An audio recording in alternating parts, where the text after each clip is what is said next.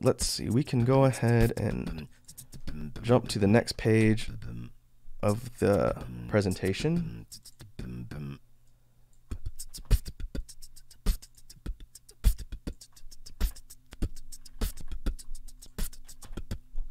Music page. Here is probably going to be the biggest chunk of discussion for the stuff I'm going to talk about here.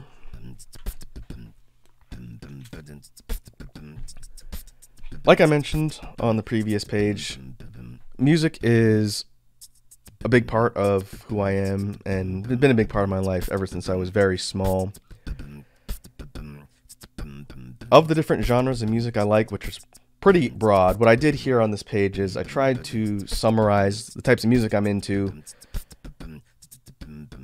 in a decent amount of detail, but it's not a all-inclusive list, if you will. It's sort of a subset. If I were to list off every genre of music or every artist that I like, I'd be talking for 5 hours probably.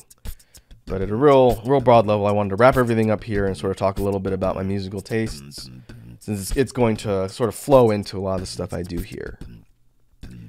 But first and foremost, my biggest love, and anybody who's known me over the years probably would be able to validate this, my biggest interest is Japanese music. I got into Japanese music via the internet in 2000, so 1 year before I actually came to Earth from Homeworld.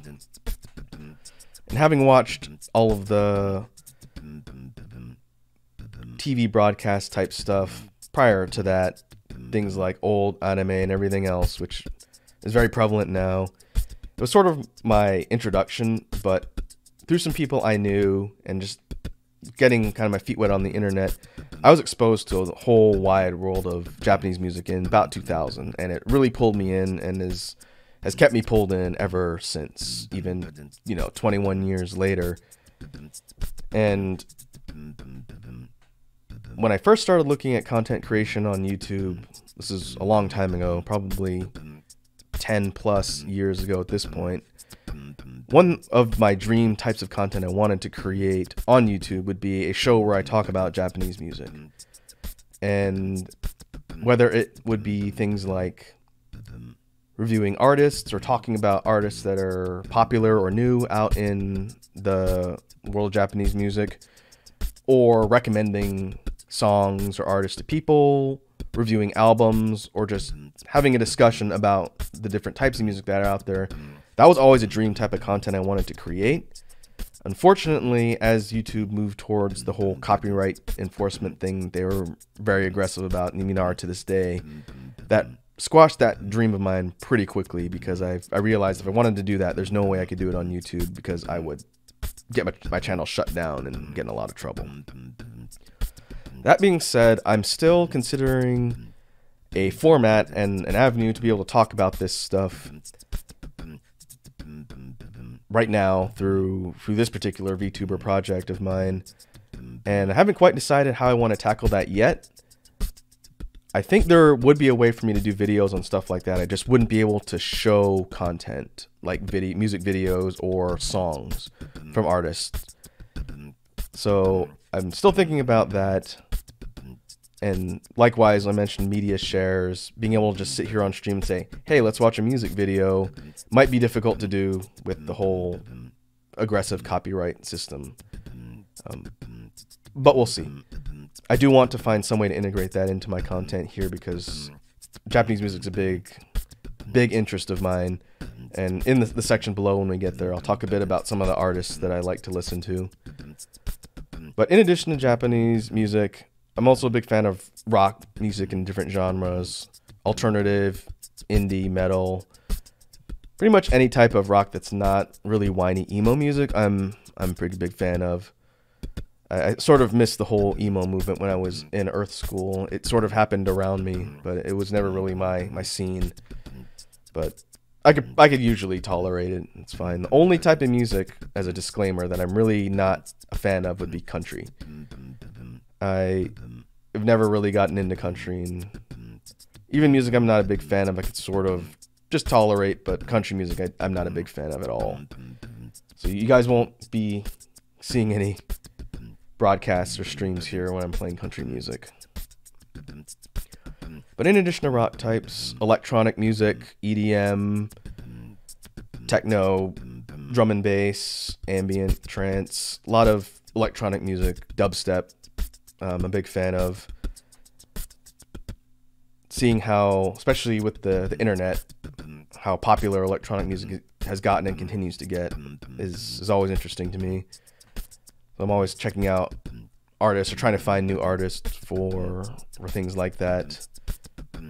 Synthwave would be another one. Also, I do like jazz, both classical and contemporary and or smooth jazz. Sometimes, you know, you don't need something super high energy and hype, you need something chill. And I've found that jazz is good for that. Another genre that I like, I guess you consider a genre, would be video game music. I mentioned before that I'm a big fan of retro music, so NES 8-bit era, SNES 16-bit era, video games and RPGs and whatnot. I'm a super huge fan of a lot of those soundtracks. And like I said, I'll probably try and find a way to integrate those into the content as well, assuming I can get by the copyright bots. But music, video game soundtracks are still real big. One that I've gotten into recently that I know is big on the internet as of right now would be Friday Night Funkin', the independent Flash game that started on Newground that is everywhere right now. Is also one of my recent favorites. I would like to play that on stream sometime. People can get around the deafening sound of my keyboard if I'm playing it. But between larger productions and indie type games, there's some really good music out there. So that's another one. Going back a little bit in time, I'm a big fan of 80s music. I listened to tons of music when I was a larva on Homeworld from the 80s. A lot of the classic stuff from the pop side and rock side and everything else from that era I'm a big fan of. It is interesting to me that 80s aesthetic and overall culture never really seems to go out of fashion. It sort of comes back as a resurgence, goes away, comes back again. I don't know if the Zoomers are into 80s stuff now, but I'm sure the younger generations will be at some point if they aren't already. But the music itself, I'm a big fan of. 90s, I listened to a lot of music in the 90s as well. The whole alternative grunge era was very interesting to witness and listen to. But also from the pop side, you had a lot of really eclectic music come out of the 90s. A lot of weird, quirky stuff, which was pretty fun. Also, as far as genres go, I'm a big hip-hop fan. I've been listening to both mainstream and underground hip-hop music for a very, very long time. Probably since early 2000s, I would say. When I was a bit younger, listening to Earth broadcasts, listening to the big American rappers and that were on the charts in the day. When I got to Earth School here after coming to the planet, I did sort of broaden my horizons a bit and get exposed to a lot more off-the-radar stuff. Getting a chance to go check out some underground artists and local people you wouldn't normally hear on the radio was always fun from a hip-hop perspective. I'm a big fan of the genre of hip-hop called nerdcore, which if you're watching a VTuber, you may have heard of it. It's definitely more of a non-mainstream style. That's exactly what it sounds like. It's music by nerds written about stuff that nerds care about. And because I can't really identify with the super gangster type content, finding out that people were making rap songs about things like the internet, memes, video games, anime, all sorts of stuff like that was pretty interesting. And so I definitely like checking up on stuff like that every once in a while. So that's a pretty broad overview about music genres. Like I said, I listen to a ton of music. And hopefully as part of the content creation here on YouTube, we'll be able to sort of share that and also have people share stuff back. I'm always interested to check out new things that people might like. or want to show me. So I encourage that particular discussion.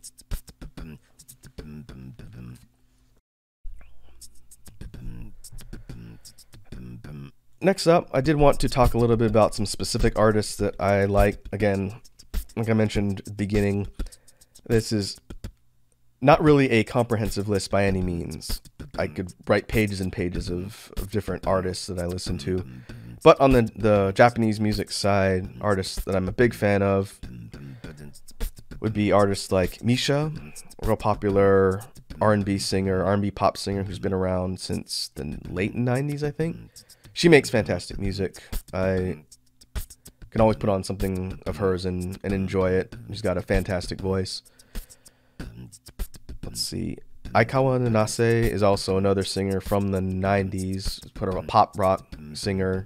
She's done a lot of music for anime series and other things in addition to just her regular standalone work.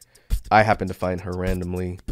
I think most people probably know her from, let's see, she did do one of the Inuyasha openings, but I already heard of her by the time I heard of that series. But that's another good artist who's still making music now, as far as I know. Another group would be Paris Match. They are a fusion jazz pop group, and they make really kind of chill, smooth sounding music with a mix of electronic and sort of dance stuff too. If you're looking for something to sort of just relax and vibe to, Paris Match are great. I don't know how well known they are outside of Japan, since Japanese jazz isn't super huge in the West yet. But there are a few artists that I listen to, a couple that aren't on this list that I think are pretty noteworthy and worth checking out. Another group, Wednesday Campanella. I discovered them a couple years ago, just randomly on Spotify, and they are a very eclectic electronic music group. Describing what kind of electronic music they make is difficult. I would say they're just kind of unique and experimental. A good mix of sort of jazzy, house, techno, very, very diverse catalog of music for that group. That's why I like them so much. Another old school group now, as far as old school is concerned, Every Little Thing. I heard of them right around 2000 when I started getting into Japanese music. Right now they're a duo. Originally they were a trio, but there's a singer and a guitarist, and they do a mix of sort of pop, like power pop type music, and sort of softer singer-songwriter type songs. They have a massive catalog of stuff too. Very good. I would recommend anybody who's curious about older Japanese pop artists that are still around to this day to check them out. Let's see. Another one I put on the list, a lady named Okuyamasami. She is noteworthy for doing a lot of music in the anime industry. She's contributed a lot of stuff to old and newer series. Like she did the opening to, I think it was Bakuretsu Hunters, and it's a ton of other things. I think she did a song for Yu-Gi-Oh at some point, but she's probably written a song or sang a song for something you've watched if you watch anime. And she's also part of Jam Project, which is that group of really well-known anime singers that have a sort of super group, and they make a lot of cool music. And the last artist that I put here, since I wanted to sort of just give a real broad sampling of stuff from the different genres that I like, I put M-Flow on here as a hip-hop act that I've been a fan of since I first heard of them in the mid-early 2000s. And as a hip-hop group, in the early days, they were sort of a more old-school sounding hip-hop group. And then as they sort of proceeded, they introduced more electronic elements and sort of fused kind of electro and dance pop type stuff into their style. Then one of their members left, and the duo continued on, did collabs and lots of other stuff with pop singers. And then they reunited a couple years ago as a trio again, and they've been creating music across that time span. And M-Flow are great. They are a group that raps in both English and Japanese, since everyone in the group studied English together. I think that's how they met. And so I find their music fascinating just because you have these rhymes that flow between languages back and forth. It's really impressive to listen to. Hopefully, and we'll get a chance to look at that on stream at some point. Moving on, outside of the specific Japanese artists, I put together a real basic band list. Majority of these are rock, but also maybe some electronic bands and groups that I wanted to sort of call out, not necessarily because they were from Japan. The first half are, and the second half are some other ones. So as far as bands go, probably one of my favorite bands, period, is the Japanese rock band Mook. They've been around since the late 90s, I think. Maybe late 90s, early 2000s. And they do a massive fusion mix of different types of medium to heavier rock sounds. And I've actually been lucky enough to see them live in the States a couple times. They put on a pretty good show. Another band that I really like that I hope to introduce to people more, since I never hear people talk about them, would be Onmyoza.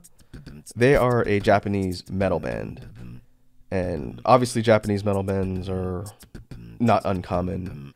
I could talk all day about Japanese rock too, but Onmyoza are kind of interesting in that they call themselves a yokai heavy metal band. And the focus of their content and the music they make is all based around Japanese mythology. The members all wear, I think it's Japan Heian era kimono type clothes. And all of their songs are based on myths or folklore from somewhere. Usually it's Japan, but not always. I think they had one album that was based on a Hindu deity legend that they structured a whole concept album around. And they do this under the style of pretty classic heavy metal. The earlier stuff was very reminiscent of things like Iron Maiden, Judas Priest, and their more recent stuff is a lot more sort of symphonic and very complex. But their music is great, and I feel like no one talks about Onmyoza, which is a shame.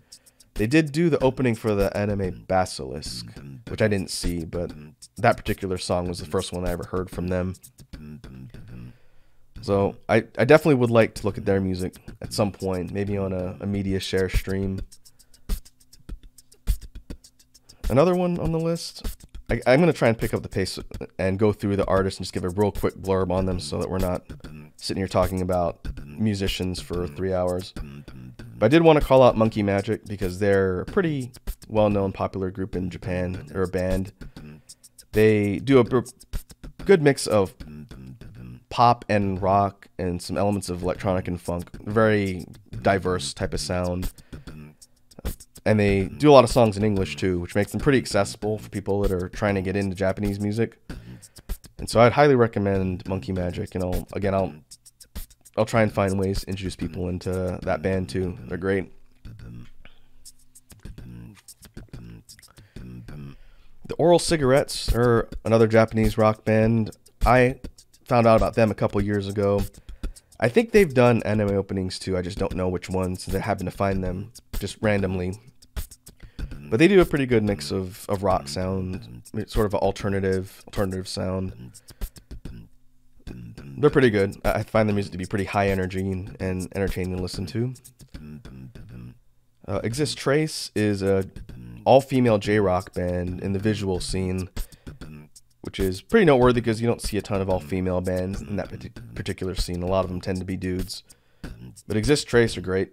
They have a pretty good mix of heavier, more metal-sounding stuff and some more in-the-middle alternative-type rock sounds. I do like them. I missed the chance to see them live where I live, and I'm still kicking myself to this day for that. Moving on, we have Durian Gray, one of the most famous Japanese rock bands, I think, in recent years, probably at least since the 90s. They've had a pretty constantly evolving sound, all focusing around alt metal, and very interesting creative decisions, both from a visual and musical perspective for Durian Gray. They're a fascinating band. and they put on one heck of a live show, I'll tell you what. I saw them when they came to town to play probably about 8-9 years ago now. And that was one of the most brutal metal shows I've ever been to. It was fantastic. I have a pretty funny couple stories from that particular time that I wouldn't mind sharing with you guys at some point.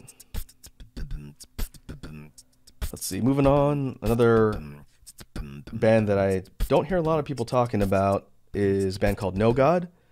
They are a Japanese metal band, again, in the visual scene. And they've got a pretty diverse mix of sounds, but, you know, they tend to be on the more heavy side of a lot of solos and other stuff. And vocalist has a crazy range. I definitely think they're underrated. So I'd always tell people, if you want to check out some good metal from the J-rock scene, check out No God. They're great. I've also listened to a decent amount of Bandmade. They are what I would consider a hard rock pop group. They're an all-girl group. I think they're signed under one of the major labels now. They were independent briefly when they got big. But I know a lot of people tend to compare them to, I think, Baby Metal is probably the one I hear the most. But Bandmade are definitely more of a cohesive band unit. I think they have a more unique sound, and their instrumental proficiency is very noteworthy. Between their different instruments that the members play and also the vocalists, they're solid, and they've put out a ton of music over the years. So people looking for something that sort of bridges the gap between Japanese pop and rock, I always say Bandmade's a pretty accessible option. I'd even point hardcore metalheads towards that band because they make some pretty good music. Next up, Leet Speak Monsters is another Japanese visual rock band that they came out a few years ago, and I've heard very few people talk about them. When I eventually do a Japanese rock media share, they're probably going to be the first band I talk about, because the visual scene for Japanese rock, if people aren't aware, functions a lot, as the name would suggest, on the visual, costume aspect, and pairs that with the music. And Leet Speak Monsters do both of those things very, very well. They have a unique sound and a unique look. And I definitely think they're worth checking out and pretty underrated as well. So we'll see. Moving on, I wanted to include some non-Japanese bands just to sort of round out the diversity here. One of my favorite metal bands and from America is the band Camelot. They are a symphonic power metal band, and they've been around since the late 90s, I think, early 2000s. And they make a lot of really big, complex sounding music with things like symphonic elements and orchestral type stuff. They're great. I also got a chance to see them live a handful of years ago, and they did a really good job. Another metal band, which I think most people have at least heard of over the years, would be Ghost. They do sort of a mix of melodic metal and heavier sort of death metal type stuff, and they have a really noticeable stage presence in their aesthetic and the way they sort of put things together. And their music is always very entertaining. So I always tell people, if you want something interesting that's a little bit outside the norm, check out Ghost. They're a pretty fun band. Hey Ocean is another band. They are a pop rock group from Canada, and they do a mix of sort of singer-songwriter stuff, alternative rock, indie rockish type sound. Overall, pretty good vibe. The vocalist, lead singer from that band is probably most noteworthy on the internet because she voiced one of the My Little Pony characters. But her band and the stuff they do is also great. I got a chance to see them live a long time ago when they came to town, and they put on a pretty good show. So I'd say if you want to check out some good like indie rock type stuff, check out Hey Ocean. And we'll sort of run through the last few artists here in the music section. Joywave is another good alternative rock band that fuses a lot of sort of electronic sound into their rock. And they've had decent amount of hits that have popped up over the years. A friend of mine is one who introduced me to them, and their music is always interesting. Hopefully once we get out of pandemic times, if I ever get a chance to see them live, I definitely would like to do so.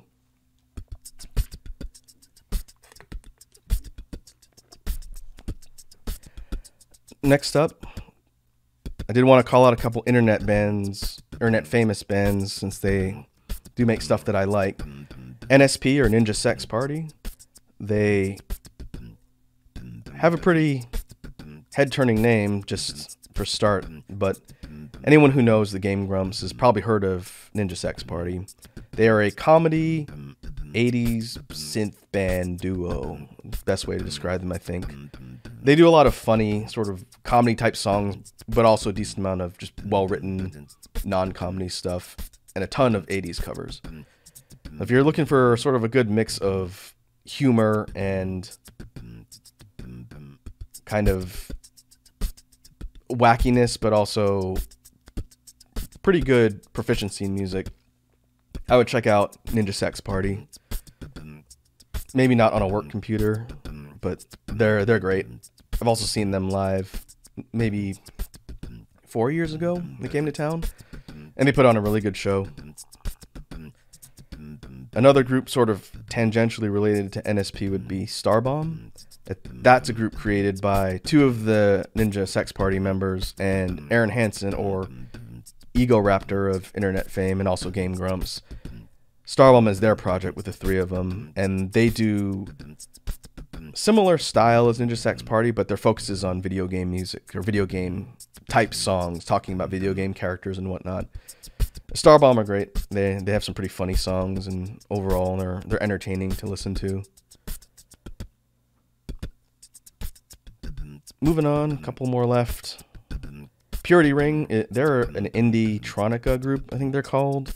They do sort of unusual and eclectic electronic sound stuff. I've heard them called post-dubstep, whatever that means.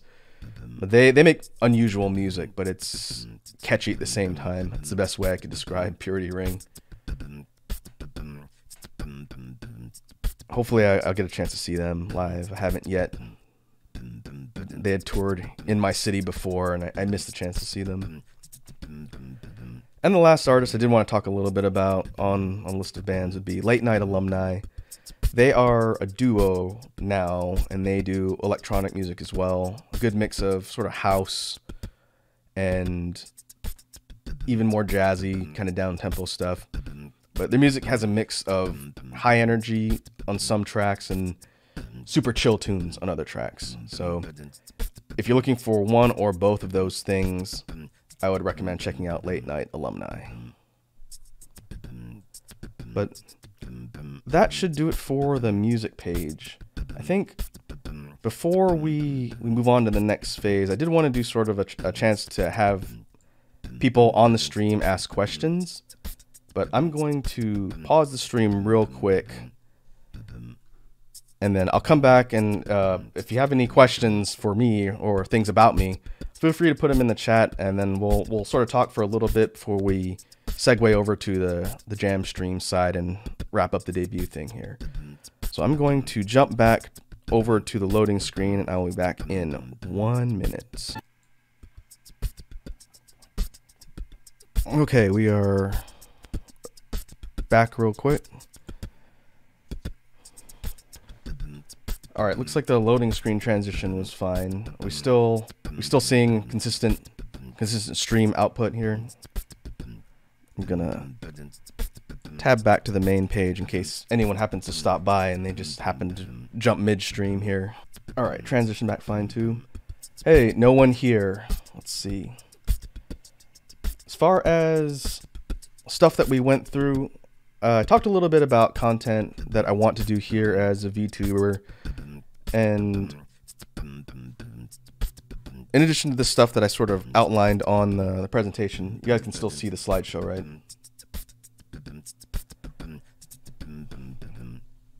Sort of reiterate future goals and things that I want to do. Making original music, since you called that one out, is definitely something that's high on my priority list. as a sort of music-focused VTuber, I'm hoping to be able to make stuff that I can release as content here soon. I think one of the biggest problems is I don't know the production side that well.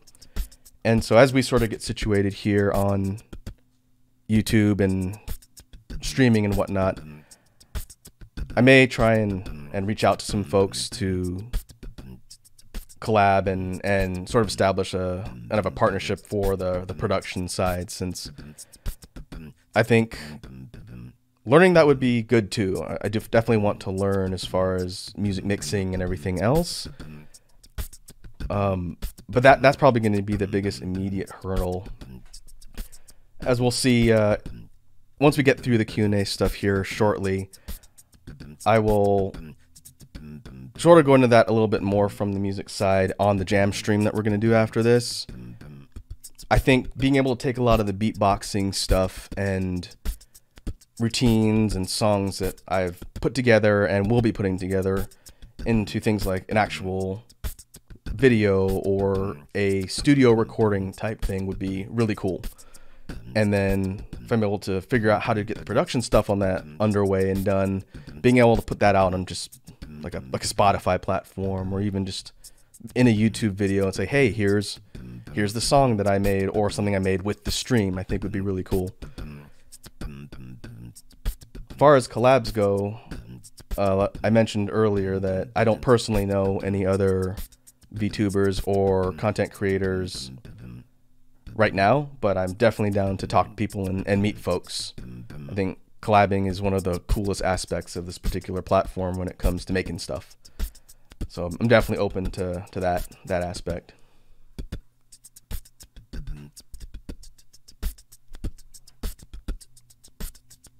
Another thing I had mentioned in the hobbies section.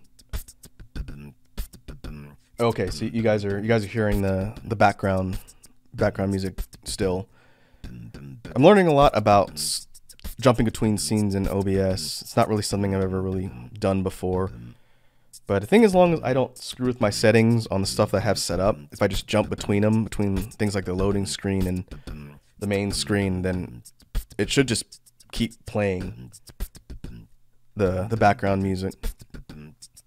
And for no one here, since you asked, one thing I talked about before as far as projects to be working on, sort of a collaborative effort on stream, would be something like creating new background music. The song you're hearing now, in case you missed it earlier, is a real simple set of beats that I made and then just edited together to create a basic background track. I think it would be really cool to get on like a jam stream sometime and experiment around with sounds and then work with you guys on the stream to come up with a new track to play in the background. In fact, it'd be neat if we one day end up with a whole playlist of different songs that we put together and are using as just background noise whenever I'm sitting here talking.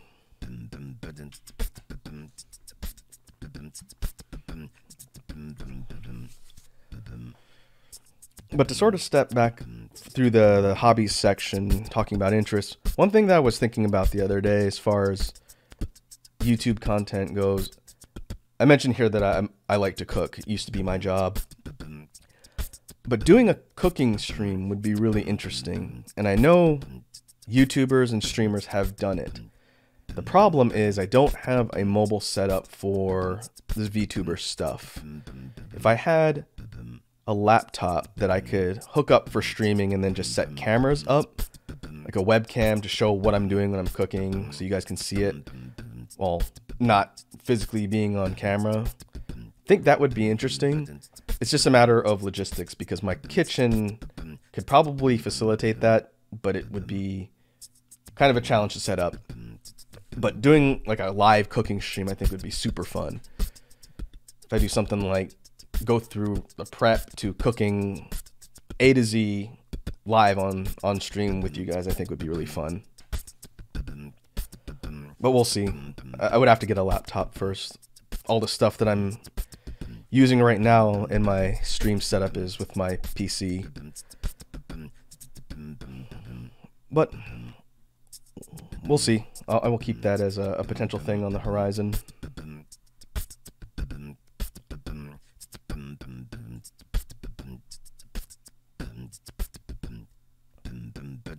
Well, I guess for now I will see. Are there any other questions from the audience, as it were? Questions about me, questions about what I'm into, or whatnot, before we move on to the last part of the stream here.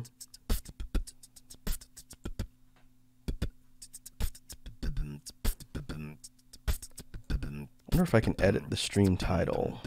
I think I can edit it without stopping the stream. I haven't done that before. I guess we'll see if it breaks anything if I do.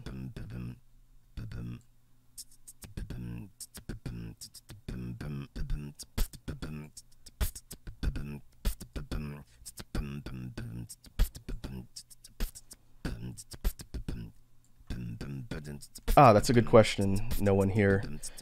Is there any language I know besides English? Yes, with a caveat. I do speak a little bit of Japanese.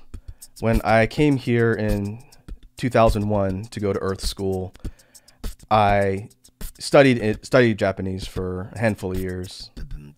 And now, because again, I got out of Earth School many years ago, and as a result I haven't used my Japanese a whole lot. I can read a little bit, I can speak a little bit, probably enough to communicate basically with someone who's a native speaker of Japanese, but the only real way that I've kept up on it over the years, because again, it's been quite a few, almost a decade since I was in Earth School, but as we saw in the section of interests, I mentioned karaoke is one of the things I really like to do. Pretty much the best way I've kept up on the vocabulary side has been singing Japanese songs. In fact, when I first learned how to sing in general, it was learning how to sing Japanese songs. So as far as pronunciation and words go, I can probably passively do that fine. But if someone put a newspaper in front of me and asked me to read it, I would struggle because I can't recall a lot of the kanji that I used to know from a reading and writing perspective. But if I needed to talk to a native Japanese speaker in person, I think I could probably do enough to convey that I have brain damage. I would like to go to Japan. That's one of my short-term goals. In fact, it was an immediate goal before the pandemic happened. And obviously that isn't happening right now, but once the world returns to normal and it's safe, that's one thing I plan on doing, because I feel like I owe it to my studies in Earth School to go and learn. I'd also probably spend an embarrassing amount of money on Japanese music there. But anyway, yeah, I speak a little bit of Japanese, probably enough to communicate, but I'm not too good at writing and reading.